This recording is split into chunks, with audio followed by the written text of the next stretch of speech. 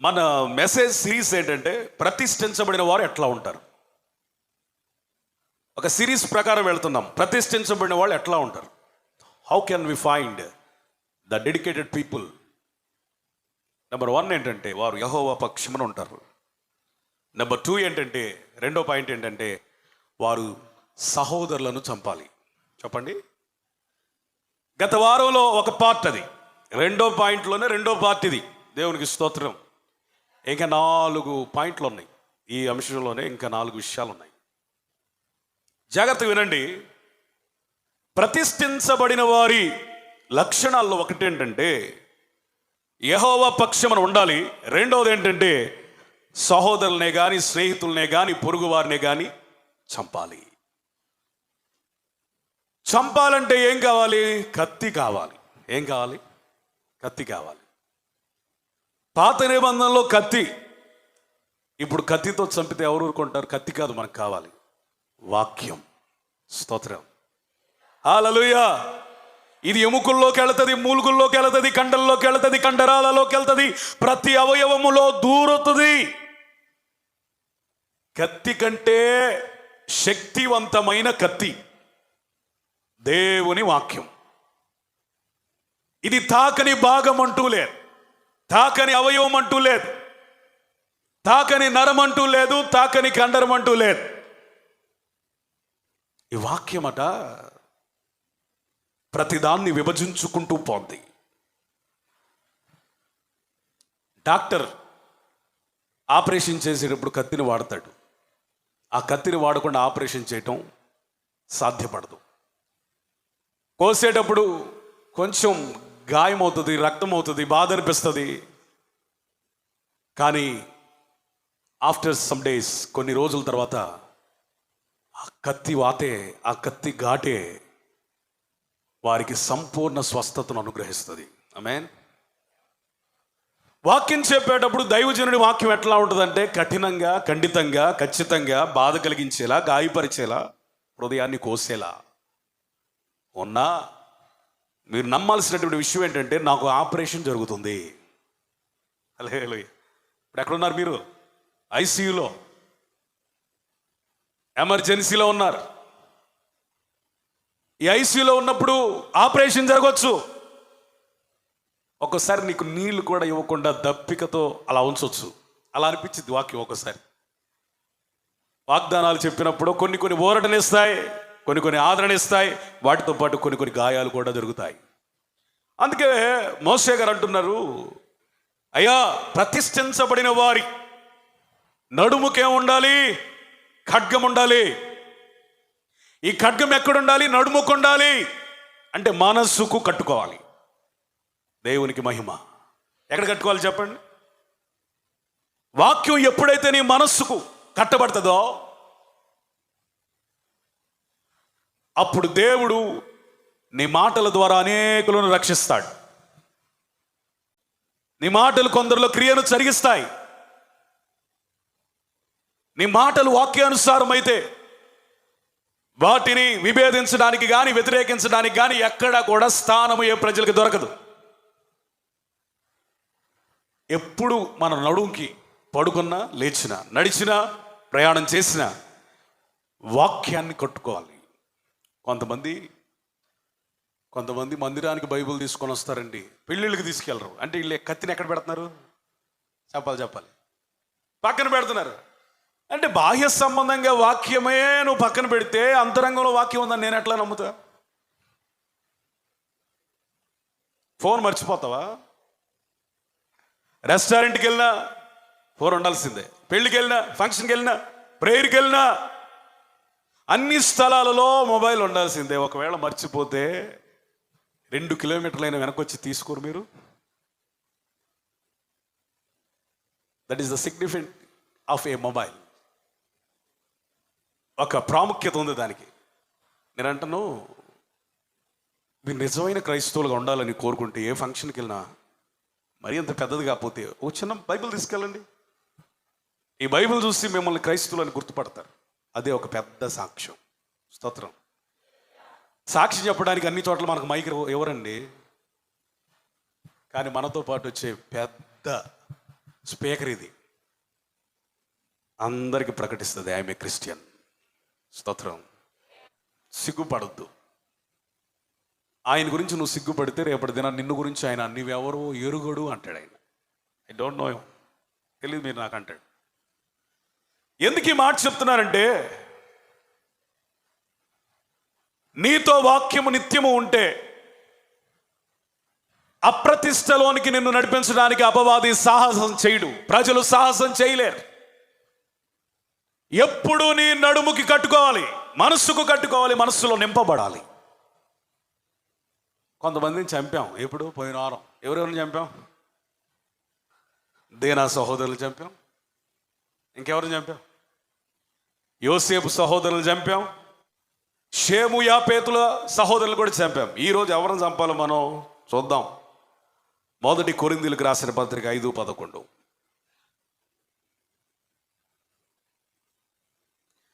First Corinthians chapter 5:11. సహోదరులు అనబడిన వారు ఎవరైనా జారులు కానీ, లోబులు కానీ, విగ్రహారాధికులు కానీ, తిండిబోతులు కానీ, తాగుబోతు కానీ, దోచుకున్నవాడు కానీ అయితే అట్టి వానితో ఏం చేయకూడదు? సాంగత్యం చేయకూడదు, కలిసి భోజనం కూడా చేయకూడదు. విన్నారా? హలో, విన్నారా? నువ్వు ఇతరులని చంపడం అంటే ఏంటంటే, according to new testament, new covenant, నువ్వు ఇతరులని చంపాలంటే అర్థం ఏంటంటే, ఇక్కడ వ్రాయబడిన మాటలోనే చూడండి, జారులు కానీ, లోబులు కానీ, విగ్రహారాధికులు కానీ, తిట్టుబోతులు కానీ, తాగుబోతులు కానీ, దోచుకొని వారు ఎవరైనా వారికి వేరై ప్రతిష్ఠించబడాలి. వారితో సహవాసం చేయకూడదు, కలిసి భోజనం కూడా చేయకూడదు. వాక్యాన్ని ప్రతి అక్షరాన్ని తీసుకోవాలి ఖచ్చితంగా. Praise the lord. నీకు ఇష్టమైన కొన్ని మాటలు కాదు, వాక్యాన్ని వాక్యంగా నువ్వు తీసుకుంటే నువ్వు బాగుపడతావు, ఆశీర్వదించబడతావు, మేలు పొందుతావు, లబ్ధి పొందుతావు, దీవించబడతావు, వర్ధిల్లుతావు. ఈరోజు కొరింథీ సంఘంలో ఉన్నటువంటి ఒక ప్రాముఖ్యమైన సమస్య ఏంటంటే, 5వ అధ్యాయంలో రాయబడిన మాట ఏంటంటే, అక్కడ ఒక సవాలు చేసే మాట మాట్లాడుతున్నాడు అపోస్తలుడైన పౌలు. మీరు అతిశయించుట మంచిది కాదు. సంఘమా, ఈ కొరింథీ సంఘం ఎందుకు అతిశయిస్తుందంటే, మొదటి వచనం నుంచి చదువుకోండి ఇంటి దగ్గరికి వెళ్ళి. వాళ్ళు ప్రార్థించువారు, పరిశుద్ధపరచబడిన వారు, సంఘ భారం కలిగిన వాళ్ళు, పరిచర్య చేయవారు, స్వార్థ భారం కలిగిన వాళ్ళు. అబ్బో, ఎన్ని తలాంతులో, ఎన్ని వరాలో వీళ్ళకి ఎన్ని ఉన్నాయి అనుకుంటున్నారు. తలాంతులు కలిగిన సంఘం, వరములు కలిగిన సంఘం, అవకాశాలు కలిగిన సంఘం, ఆత్మ నడిపింపు కలిగిన సంఘం, దైవజనుడి విలువ తెలిసిన సంఘం, ఉపదేశంలో ఐశ్వర్యవంతులైన సంఘం, ప్రార్థనాపరులైన సంఘం, ప్రతిష్ఠించబడి పరిశుద్ధపరచబడిన సంఘం. ఇది మామూలు సంఘం కాదు, అసాధారణమైన సంఘం. కానీ అసాధారణమైన సంఘంలో ఏం కనపడుతుందంటే జారత్వం. ఏం కనపడుతుంది? సంఘమా, నువ్వు అతిశయపడుతున్నావు. సిగ్గుపడవలసిన విషయాల్లో అతిశయపడుతున్నావు. నువ్వు అతిశయపడుట మంచిది కాదు. పిండి కొంచెం పులిసిన పిండి చాలు, ముద్దంతా ఏమైపోద్ది? పులిసిపోద్ది. కొంచెం జాగ్రత్త. సంఘం ఎంత భయంకరమైన పరిస్థితి ఉందంటే, ఆనాటి కాలంలో కొంతమంది పురుషులకి ఒక భార్య కాదు, 2 భార్యలు కూడా ఉన్నారు. అందుకని తండ్రి భార్య అంటే సొంత తల్లి కాదు, సవితి తల్లి. తండ్రి భార్య అంటే అర్థం తండ్రికి ఇంకొక భార్య ఉంది, సొంత తల్లిగా. అందుకే తల్లి అనే మాట వాడకుండా, వీళ్ళు తల్లితో పాపం చేయలేదు కానీ తల్లితో సమానమైన సవితి తల్లితో వ్యభిచరించిన భయంకరమైన చేదైన వేరు కలిగిన సంఘం. అందుకని అపోస్తలుడైన పౌలు అన్నాడు, మీకు వరాలున్నా, తలాంతులున్నా, కృపన్నా, ప్రార్థనున్నా, అభిషేకమున్నా, మీరు అతిశయించుటకు మీలో ఆత్మ సంబంధమైన సౌందర్యం ఏది లేదు. ఇప్పుడు మీరు అతిశయపడవలసిన సమయం కాదు, సందర్భం కాదు, సిగ్గుపడవలసిన సమయం. ఏ సమయం? సిగ్గుపడవలసిన సమయం, సిగ్గుపడవలసిన సందర్భం. అందుకే ఆయన అంటాడు, మీలో ఈ జారత్వం, వ్యభిచారం అనే పులిసిన పిండి కొంచెం ఉంటే చాలు, ఆ సంఘం అంతా పులిసిపోయింది, ఆ సంఘం అంతా కలుషితం అయిపోయింది. ప్రియులారా వినండి, అపవాది గడి పని ఎప్పుడు ఏంటంటే పరిశుద్ధపరచబడిన దానిలో ఏదో ఒక కల్తీ కలిపేస్తాడు.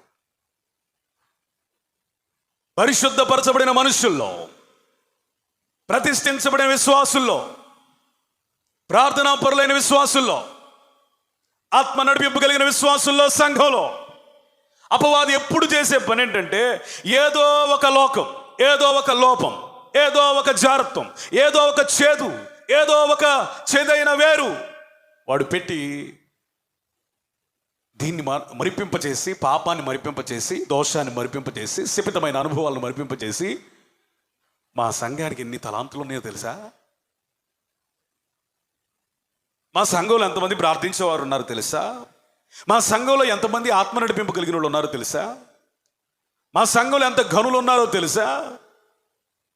మా సంఘం ఎంత ఆశీర్వదించబడిందో అని తెలుసా? దేవుడు నాకెన్నో చేశాడు తెలుసా అని వ్యక్తిగతంగా, సంఘపరంగా అతిశయిస్తున్న సంఘం మీలో ఎవరైనా ఉంటే, అతిశయించాలంటే మొదట సిగ్గుపడనక్కర్లేని విశ్వాసగా ఉండాలా. స్తోత్రం. నీకు అతిశయించే అర్హత, యోగ్యత ఎప్పుడు వస్తుంది? లోపము లేని ఒక విశ్వాస జీవితాన్ని జీవించినప్పుడు కాదు, చేదైన వేరు పెకిలించబడిన పరిశుద్ధపరచబడిన స్థితిని బట్టి కాదు. నీలో చేదైన వేర్లు ఉంచుకొని, వ్యభిచారం ఉంచుకొని, జాగ్రత్త ఉంచుకొని, అక్రమ సంబంధాలు ఉంచుకొని, పులిపిండి అనుభవాన్ని ఉంచుకొని దేన్ని బట్టి అతిశయిస్తావు? నీలో పరిశుద్ధత లేకపోతే నీ పాట అపవిత్రం, నీలో పరిశుద్ధత లేకపోతే నీ మాట అపవిత్రం, నీలో పరిశుద్ధత లేకపోతే నువ్వు ప్రతిష్ఠించుకున్నావే ఆ ప్రతిష్ఠ కలుషితం, నీలో ప్రతిష్ఠ లేకపోతే నీ తీర్మానాలు నిరర్థకం. నీ తీర్మానం కానీ, పరిశుద్ధత కానీ, ప్రతిష్ఠ కానీ, మాట కానీ, పాట కానీ, సాక్ష్యం కానీ అది దేవుని యందు అతిశయించదగినదై ఉండాలంటే మనము పరిశుద్ధపరచబడాలి. దేవునికి స్తోత్రం. అపోస్తలుడైన పౌలు కొరింథీ సంఘాన్ని సరిచేస్తున్నట్లుగా ఈ మధ్యాహ్నపు వేళ పరిశుద్ధాత్ముడు మనలందరినీ కరెక్ట్ చేస్తున్నాడు, లోపాలు ఎత్తిపెట్టి చూపిస్తున్నాడు. వరాలున్నాయి, మంచిదే, వెల్ అండ్ గుడ్. తలాంతులున్నాయి, మంచిదే, గ్రేట్. పరిశుద్ధాత్మ సంఘంలో బలముగా పనిచేస్తున్నాడు, మంచిదే. కార్యాలు జరుగుతున్నాయి, మంచిదే. దేవుడు మనకి ఎన్నో సౌండ్ సిస్టమ్ ఇచ్చాడు, మంచి సంఘం ఇచ్చాడు, మంచిదే. కానీ నువ్వు దేనిని బట్టి అతిశయిస్తున్నావు? నువ్వు నిజంగా అతిశయించడానికి అర్హుడివేనా? ఏమండి వినండి, అసలు అపోస్తలుడైన పౌలు అన్నాడు, వ్యభిచారం అనే మాటే ఎత్తొద్దన్నాడు. అంటే వ్యభిచారం ఎంత భయంకరమైందో చూడండి. ప్రతి పాపము దేహమునకు వెలపట, వ్యభిచారము దేహము లోపట. క్రింద వ్రాయబడిన ప్రతిదీ కూడా దేహము వెలపట. కానీ ఆ పై మాట ఉంది చూశారు, జారత్వం, అది దేహము లోపల జరుగుతుంది. మీకు అర్థమయ్యే భాషలో చెప్తాను. నీ భర్త అక్రమ సంబంధాలకు అలవాటు పడిపోయాడు, ఆ విషయం నీకు తెలుసు. ఎక్కడెక్కడికి వెళ్తున్నాడు, లేటుగా వస్తున్నాడు, ఏదేదో చేస్తున్నాడని తెలుస్తుంది. అది ఒకటి. రెండోది, ఒకరోజు ఏకంగా గాఢ నిద్ర నువ్వు పోతా ఉన్నప్పుడు ఎందుకో మెళుకుకి వచ్చి నువ్వు చూసావు, నీ ఉన్న గదిలోనే నీ భర్త పక్కన ఇంకొక స్త్రీ ఉంది. ఇంతకు ముందు కంటే ఇప్పుడు రోషం ఎక్కువ వస్తుందా, రాదా? చెప్పాలి. ఎక్కడో బయట చేస్తున్నాడంటే మారుతాడులే, ప్రార్థన చేద్దాంలే అని నిన్ను నువ్వు సంభాళించుకుంటావు, కంట్రోల్ చేసుకుంటావు. అసలు నీ ఇంట్లోనే ఆ వ్యక్తిని తీసుకొచ్చి నీ స్థానాన్ని ఆమెకిస్తే నీలో ఎంత రోషం పెరిగిపోద్ది కదా. మన దేహం దేవుని ఆలయం. దేవునికి స్తోత్రం. నువ్వు చేస్తున్న ప్రతి పాపము ఈ దేహముతో జరుగుతుంది, దేహం వెలపట జరుగుతుంది. కానీ ఈ జారత్వము, వ్యభిచారం అనే ఈ పాపం ఎక్కడ జరుగుతుందంటే దేహము లోపల. ఇక్కడ అద్భుతమైన మాట ఏంటంటే ఒకటి, మీరు జారులై వ్యభిచారులై ఉండొద్దు. రెండోది, అసలు అలాంటి వారితో స్నేహం కూడా చేయొద్దు, కలిసి భోజనం కూడా చేయొద్దు. ఆలోచిస్తున్నారా? నాలో పాపం లేదులే, నేను చేయట్లేదులే, నేను పరిశుద్ధంగా ఉన్నానులే అని నువ్వు అనుకున్నావు. కానీ నీ స్నేహితులు ఎవరు? జారులు, వ్యభిచారులు. స్త్రీలారా, మీరు కూడా వింటున్నారా? మీరు పరిశుద్ధులే, మంచిది, దేవునికి స్తోత్రం. కానీ మీరు స్నేహం చేసే ఆ అమ్మాయిలు, యవనస్తులు, ఆ స్త్రీలు ఎవరు? నువ్వు చంపడం అంటే అర్థం ఏంటో తెలుసా? చీ పో అని వాళ్ళని అసహించుకోవడం కాదు. వారున్న స్థలాల్లో నీవు ఉండకుండా నీ స్థితిని అసహించుకొని నీకంటూ ఒక ప్రత్యేకత ఏర్పాటు చేసుకోవాలి. ఆమేన్. స్తోత్రం గట్టిగా చెప్పాలా? హల్లెలూయా. అసలు నీ విలువ నీకు తెలుసా? నువ్వు నిలబడే స్థలం పరిశుద్ధంగా ఉండాలి, లేకపోతే నువ్వు నిలబడితే అది అపవిత్రమైన పవిత్రం అవ్వాలి. ఈ రెండే. నువ్వు నిలబడే మనుషులు పరిశుద్ధులై ఉండాలి. జాగ్రత్త. నీ సాక్ష్యాన్ని చెడగొట్టుకోవద్దు. నువ్వెవరితో ఉంటున్నావు, ఎవరితో మాట్లాడుతున్నావు, ఎవరితో నివసిస్తున్నావు, ఎవరితో గడుపుతున్నావు, ఎవరితో కాలం వెళ్ళబుచ్చుతున్నావు, ఎవరితో స్నేహం చేస్తున్నావు, ప్రతిదీ దేవుడు లెక్కడుగుతాడు. జాగ్రత్త. ఎస్తేరు స్నేహితులు తన కొరకు 3 దినములు కడుపు మార్చుకున్న ఉపవాస వీరులు. చప్పట్లు కొట్టి దేవునికి స్తోత్రం చెప్పండి. స్తోత్రం గట్టిగా చెప్పాలి. కొంచెం నీరసంగా ఉన్నట్టుకున్నారు. దేవునికి స్తోత్రం. హల్లెలూయా, హల్లెలూయా. నీ స్నేహితులు ఎవరు? కనీసం ఒక్క పూటైనా నీ కోసం ప్రార్థన చేసే వాళ్ళని కలిగి ఉన్నావా? నేను ఫ్రెండ్స్ వినండి, ప్రార్థించే స్నేహితులను కలిగి ఉన్న వారి కంటే భాగ్యవంతులు ఈ ప్రపంచంలో ఎవరు లేరు. డబ్బున్న వాళ్ళు నీకు స్నేహితులుగా లేకపోవచ్చు, అందం ఉన్నవాళ్ళు నీకు స్నేహితురాళ్ళుగా లేకపోవచ్చు. కొంతమంది ఎవరితో స్నేహం చేస్తారంటే అందంగా ఉన్న అమ్మాయిలతో, మంచి బట్టలు వేసుకున్న అమ్మాయిలతో స్నేహం చేస్తారు. మనం స్నేహం చేయాల్సింది అలాంటి వాళ్ళతో కాదు. మంచి బట్టల, మంచి అందమా, మంచి పదవా, మంచి ఇంకొకటా కాదు. నేను ఎప్పుడు చెప్తా ఉన్న మాట ఏంటంటే, వారిలో ఉన్న అభిషేకాన్ని, వారిలో ఉన్న పిలుపునే మనం గౌరవించాలి. కానీ వారి మీద ఉన్న వస్త్రాలను, వారు ఏ ఇంట్లో ఉంటున్నారో ఆ ఇంటినో కాదు. కానీ వారు పరిశుద్ధతను బట్టి వారి స్నేహాన్ని కాంక్షించాలి. వారి ప్రార్థనా జీవితాన్ని బట్టి వారికి స్నేహితులుగా మనం మారాలి. స్తోత్ర. హల్లెలూయా.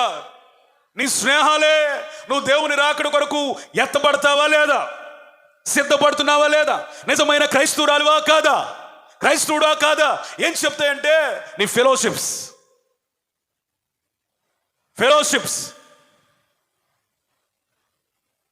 నీ స్నేహితులు ఏమై ఉన్నారో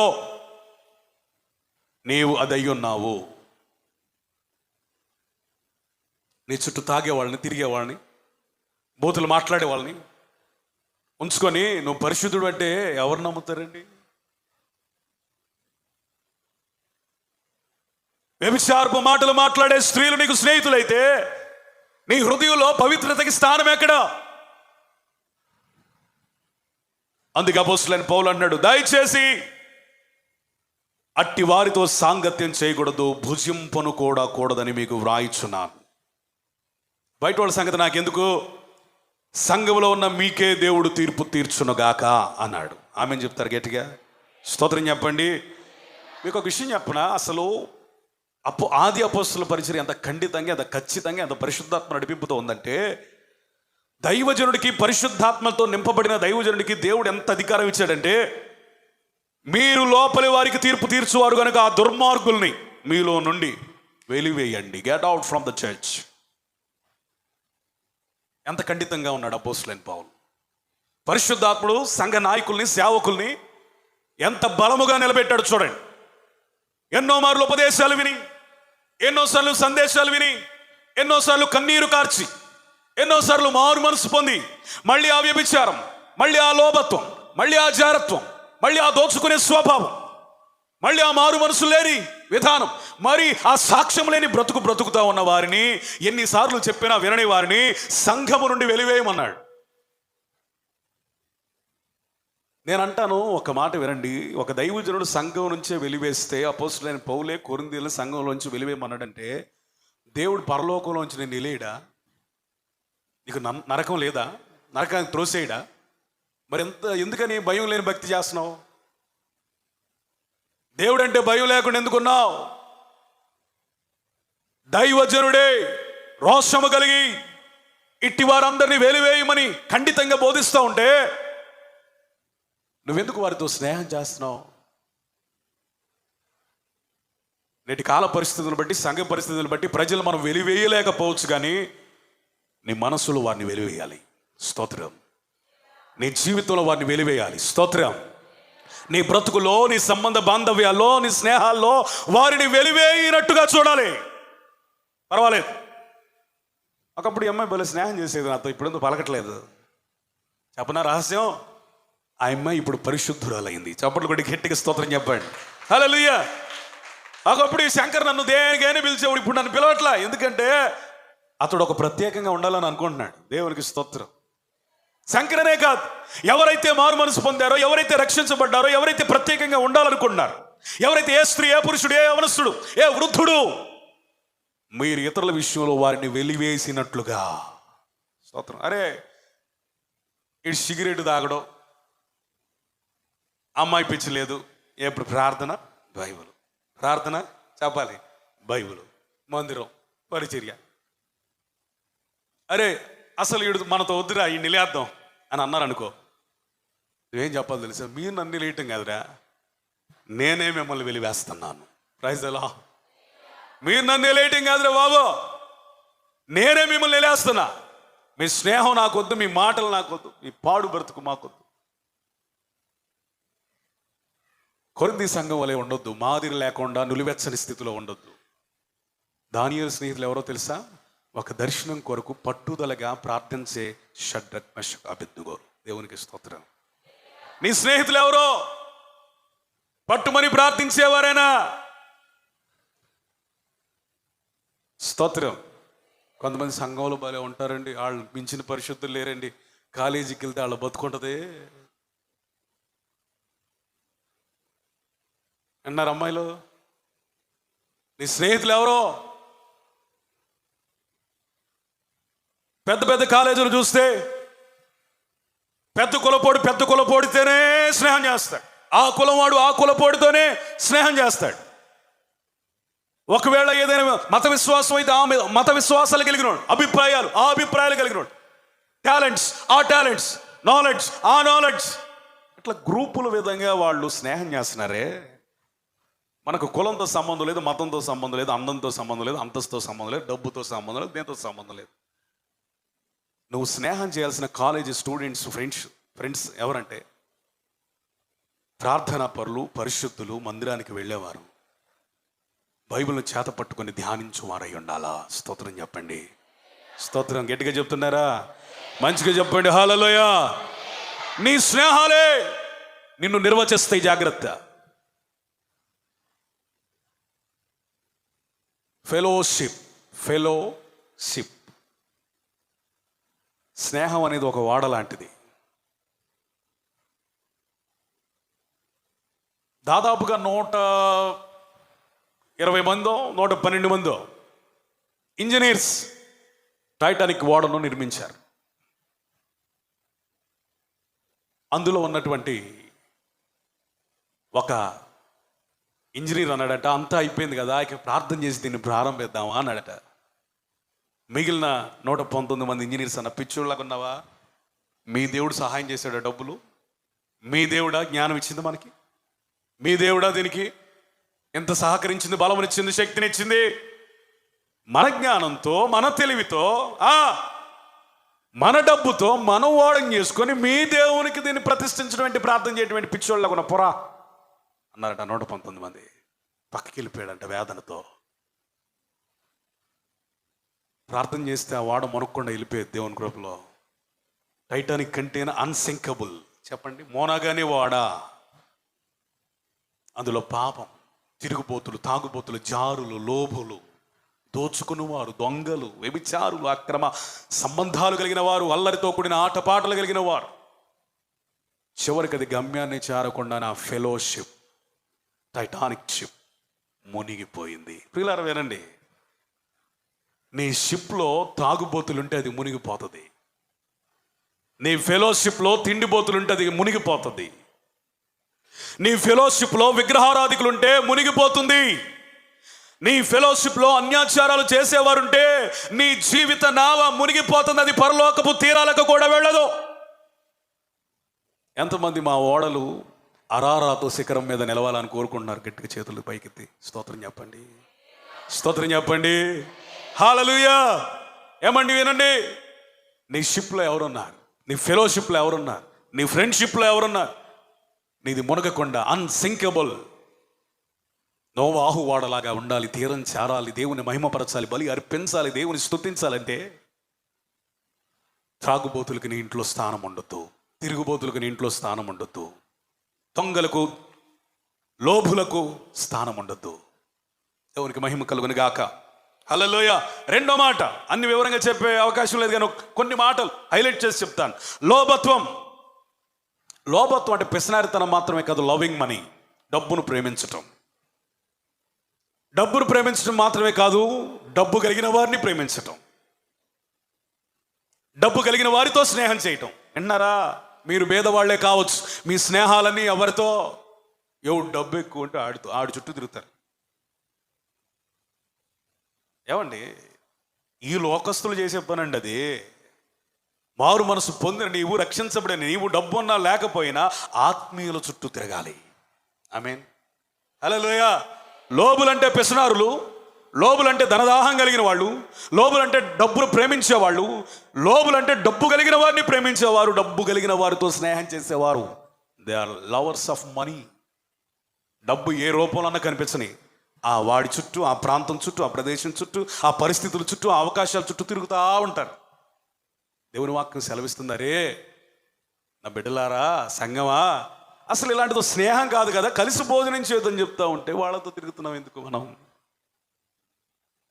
రాకడ కొరకు సిద్ధపరచబడేవారు, దేవుని రాకడ కొరకు ఎదురు చూసేవారు. దేవుని వాక్యం సెలవిస్తుంది ప్రకటన గ్రంథంలో, స్మరణ సంఘంతో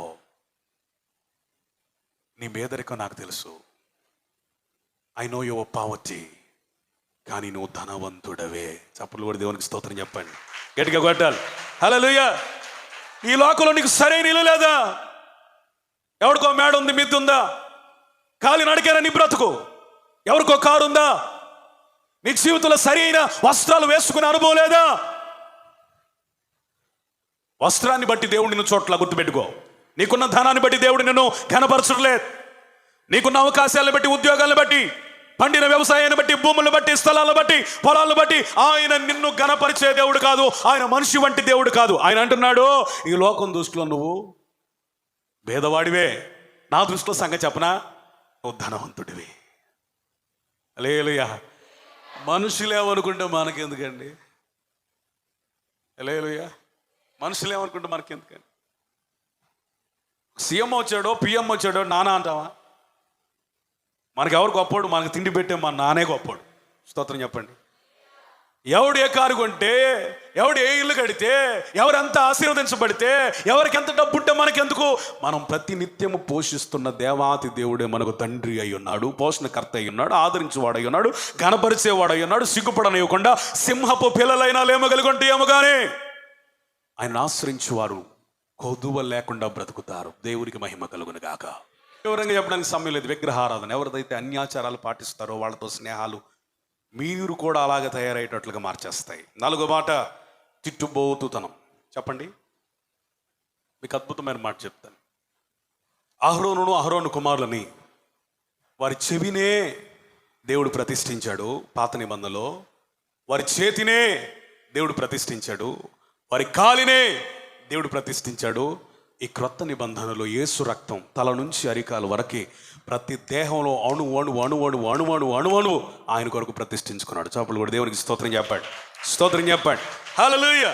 అంటే పాత నిబంధనలో ఉన్న అహరోను కంటే మన ప్రతిష్ఠ శ్రేష్టమైనది. పాత నిబంధనలో ఉన్న అహరోను కుమారుల కంటే దేవుడు మనకిచ్చిన రక్త ప్రోక్షణ శ్రేష్టమైనదే.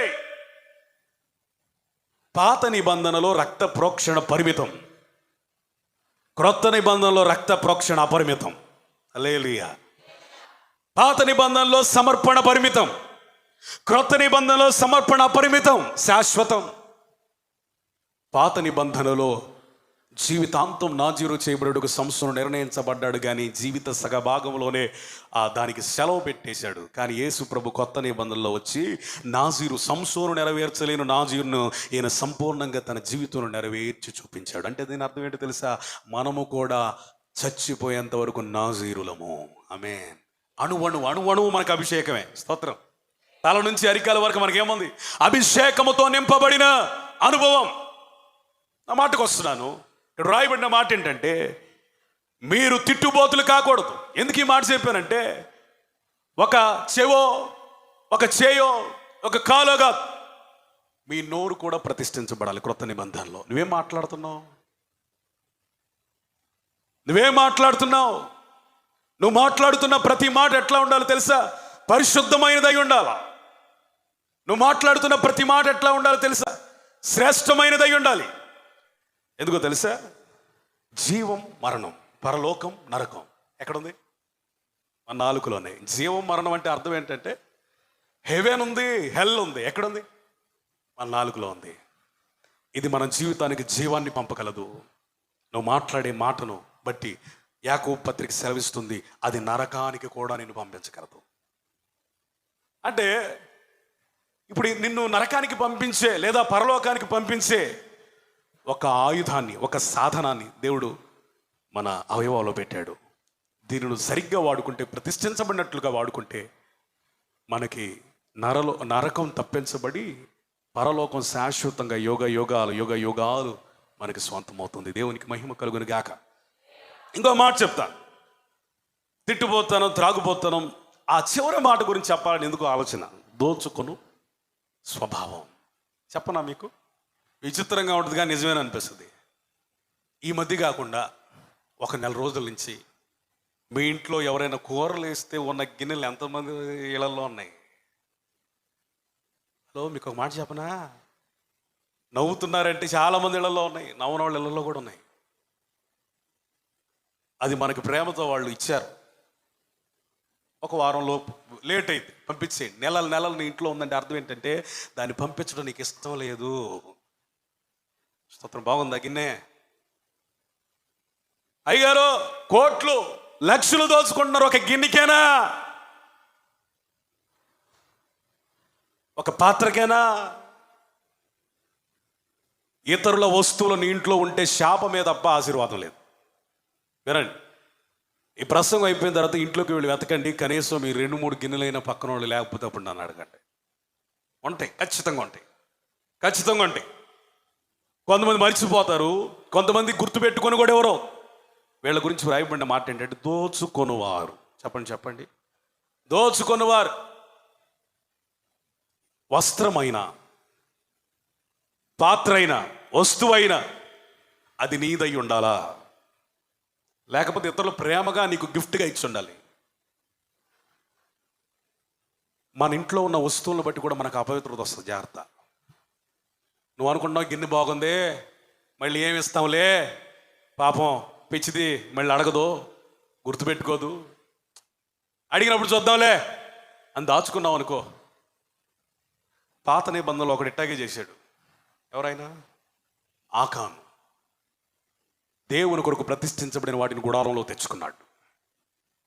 ఇతరుల వస్తువులు దేవుడు వారి కొరకు వారి జీవితంలో ప్రతిష్ఠించాడు. స్తోత్రం చెప్పండి. నీకు ఇవ్వబడిన ఏదైనా సరే వారి జీవితంలో వారి కొరకు దేవుడు ప్రతిష్ఠించాడని గుర్తుపెట్టుకో. అది నువ్వు తెచ్చుకొని వాడుకున్నావు, మళ్ళీ వద్దు.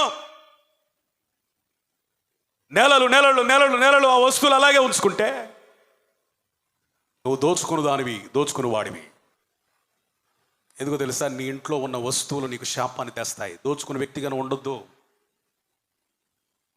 నేను అంటాను, గిన్నెల దగ్గరే మన బతుకు ఇంత బయటపడితే ఎంత భయంకరంగా ఉంటే నువ్వు పరలోకం ఎట్టబోతావు చెప్పు? ఎలా వెళ్తామా? వెళ్ళం. కొంతమంది తాగుబోతులతో ఉంటారు. దేవునికి స్తోత్రం. మంచోళ్ళు, కానీ తాగుబోతులతో తిరుగుతారు. మంచోళ్ళు తాగబోపిస్తారు. వీళ్ళు అనుకుంటారు, నేను తాగట్లేదుగా, యేసయ్య స్తోత్రం, వీళ్ళకి బోపిస్తానులే, వాళ్ళు మారినప్పుడే మారుతారు. నేను తాగట్లేదుగా, దేవునికి స్తోత్రం, వీళ్ళే తాగుతున్నారు, ప్రభు వీళ్ళు మార్చు. ఇదంతా వేషధారణ. తాగకపోయినా నువ్వు తాగే వాళ్ళతో ఉంటే నువ్వు వారిని ప్రోత్సహిస్తున్నట్లు. వారితో స్నేహం చేస్తే ఆ పాపములో నీవు కూడా పాలిభాగస్తుడివే, భాగం ఉంది అంతే. తాగుబోతులతో స్నేహం చేసేవాడు తాగుబోతే అడంత పరిశుద్ధుడైన. ఆత్మచేత నింపబడిన వాళ్ళతో స్నేహం చేస్తే వాడు ఆత్మ నింపుదగలిగిన, అభిషేకం కలిగిన పరిశుద్ధుడు అవుతాడు. స్తోత్రం చెప్పండి. ఇందుకు పాత నిబంధనలకు ఉదాహరణ చెప్పనా? ప్రవక్తల దగ్గరికి వెళ్ళిన సౌలు ప్రవక్త అని పిలువబడ్డాడు. ఆమేన్. అతడు ప్రవక్త కాదు, కానీ ప్రవక్తల దగ్గరికి వెళ్ళిన తర్వాత ఆత్మచేత నింపబడి అతడు కూడా ఒక ప్రవక్తలలో ఒకనిగా ఎంచబడ్డాడు. లేడా? నువ్వు పరిశుద్ధుడు కాకపోయినా పరిశుద్ధులతో స్నేహం చేస్తే కొంతకాలానికి పరిశుద్ధుడు అవుతావు. నువ్వు తాగుబోతు కాకపోయినా తాగుబోతులతో స్నేహం చేస్తే కొంతకాలం తర్వాత నీ care of address Srinivasa wines. స్తోత్రం. నేను ఎప్పుడు అనుకుంటా ఉండేవాడిని, Kanakadurga wines, Srinivasa wines, Venkateswara wines. ప్రభువా నీకు స్తోత్రం, నీ పేరు మీద ఏ వైన్స్ లేదు నాయనా అనుకున్నా. హల్లెలూయా. నాకు అంటబడింది బాలయేసు వైన్స్. ఏ వైన్స్? ఈడు ఎంత దుర్మార్గుడు, ఎంత దుష్టుడు, ఎంత నీచుడు, ఎంత నికృష్టుడు అంటే యేసు ప్రభు పేరు మీద కూడా వైన్ షాప్ పెట్టేశాడు. బాలయేసు వైన్సా?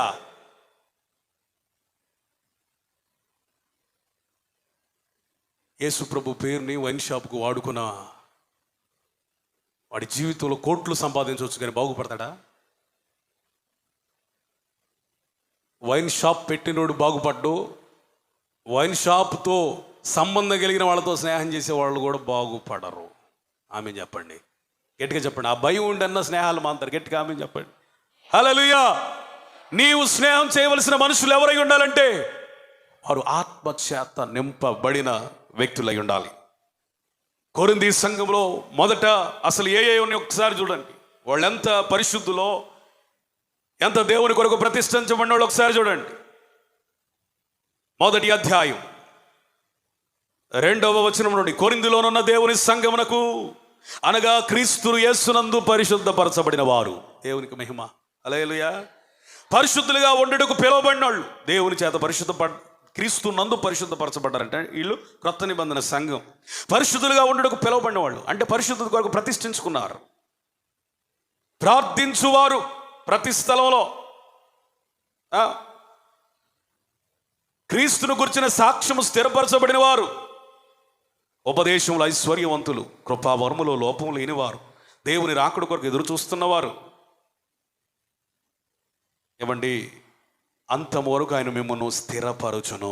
ఆమేన్. మన ప్రభు అయిన యేసుక్రీస్తుని తన కుమారుని సహవాసమునకు మిమ్మల్ని పిలిచిన దేవుడు నమ్మదగిన వాడు. ఇన్ని వరాలు ఉన్నాయే, ఇన్ని తలాంతులు ఉన్నాయే, ఇంత అభిషేకం ఉంది, ఇంత ప్రార్థన ఉందే.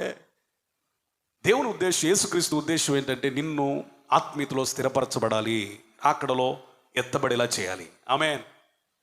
ఇన్ని వరాలు ఉన్న వేళల్లో ఇక్కడ వ్రాయబడిన 5-6 స్వభావాలు కలిగిన వాళ్ళతో స్నేహం చేస్తున్నారు. ఆ స్వభావాలు కలిగిన వాళ్ళు కూడా ఉన్నారు. అందుకే అపొస్తలుడైన పౌలు భారంతో చెప్తున్నాడు. 7వ వచనం చదవండి. 5వ అధ్యాయం 7వ వచనం. మీరు పులిపిండి లేని వారు కనుక క్రొత్త ముద్ద ఊటకాయ పాతదైన పులిపిండిని తీసివేయండి. దేవునికి స్తోత్రం.